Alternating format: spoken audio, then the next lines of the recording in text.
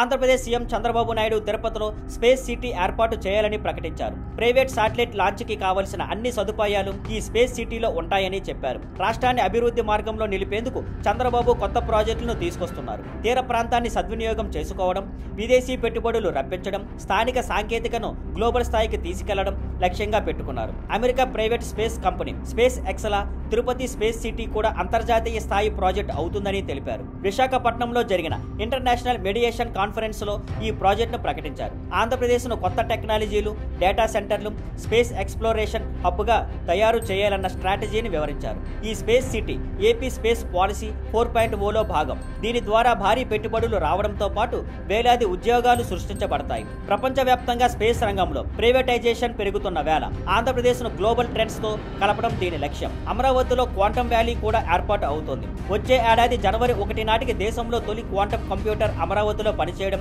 ప్రారంభిస్తుందని చంద్రబాబు ప్రకటించారు. దీంతో భారత్ ఈ టెక్నాలజీ వాడుతున్న 6వ దేశంగా నిలుస్తుంది. క్వాంటమ్ వ్యాలీ ద్వారా యూనివర్సిటీలు, రీసెర్చ్ బాడీస్, స్టార్టప్లు, పరిశ్రమలు లాభపడతాయి. ఇప్పటికే ఐబీఎం కంపెనీతో ఒప్పందం కుదిరి అమరావతి క్వాంటమ్ కంప్యూటింగ్ సెంటర్లో కంప్యూటర్ను ఇన్స్టాల్ చేస్తున్నారు. అదే సమయంలో ఐటీ రంగంలోనూ రాష్ట్రం భారీగా ఎదుగుతోందని, గత ఏడాదిలో 100 బిలియన్ల పెట్టుబడులు వచ్చాయని చంద్రబాబు తెలిపారు. విశాఖపట్నాన్ని ప్రధాన డేటా హబ్గా మార్చి గూగుల్, కాగ్నిజెంట్, టీసీఎస్ లాంటి కంపెనీలు వచ్చే 2 ఏళ్లలో దేశంలో ఉన్న మొత్తం డేటా సెంటర్ సామర్థ్యాన్ని మించిపోతాయని చెప్పారు. Thank you for watching. Please like, share and subscribe.